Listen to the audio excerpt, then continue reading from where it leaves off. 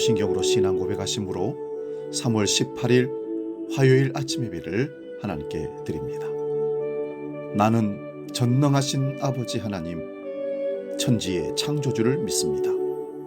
나는 그의 유일하신 아들, 우리 주 예수 그리스도를 믿습니다.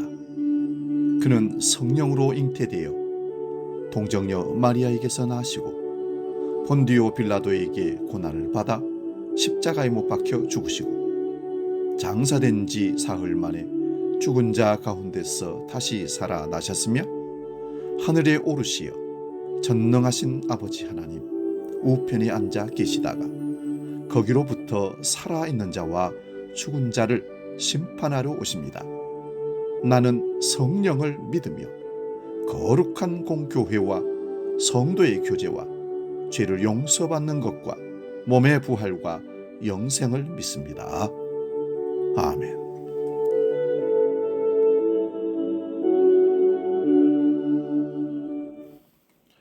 찬송가 336장 환난과 핍박 중에도 함께 찬송합니다.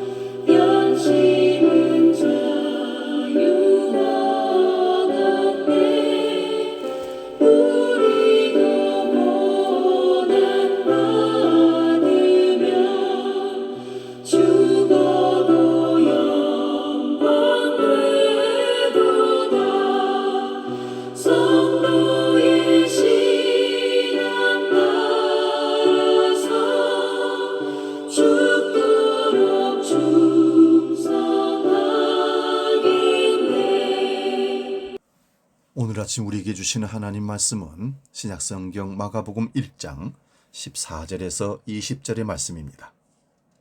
마가복음 1장 14절에서 20절 말씀 봉독할 때 살아계신 주님의 음성을 들을 수 있기 바랍니다. 지금 봉독합니다.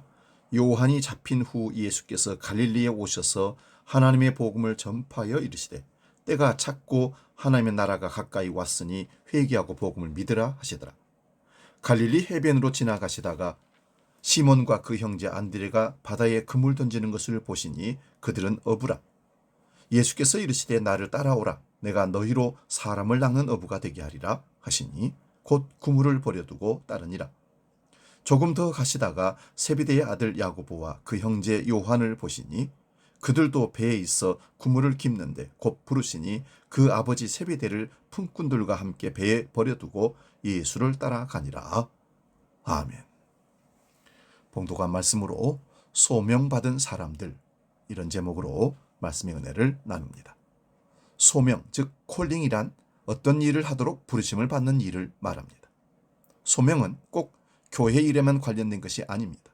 가령 음악가 모차르트 같은 사람은 비록 신앙은 없었을지라도 음악으로 인류를 행복하게 하도록 하는 소명을 받은 자입니다. 하나님의 일반 은총이라고 할 수 있죠. 일반 은총이란 햇빛이나 담비같이 믿지 않는 자에게도 일반적으로 주시는 은총을 말합니다. 의학기술, 공학기술 모두가 하나님의 일반 은총입니다. 만일 믿는 자라면 그런 재능과 총명을 오히려 소명으로 깨닫고 그것을 이용하여 이웃을 행복하게 하는데 관심을 가질 것입니다. 믿는 자임에도 불구하고 오로지 자신의 이익만을 추구하고 이웃의 행복에 관심이 없다면 그는 소명을 깨닫지 못한 자입니다. 다시 말해서 소명은 목사나 선교사와 같이 하나님의 일을 하는 자에게만 있는 것이 아니라 하나님의 일과 전혀 관계없어 보이는 농사, 가르치는 일, 노동, 정치, 연애 등 모든 직업 속에 숨어 있습니다. 우리는 종종 기업이라는 매개체를 통해서 서로를 행복하게 하며 이웃 사랑을 실천할 기회를 가지고 이로써 공동체를 이루어 갑니다.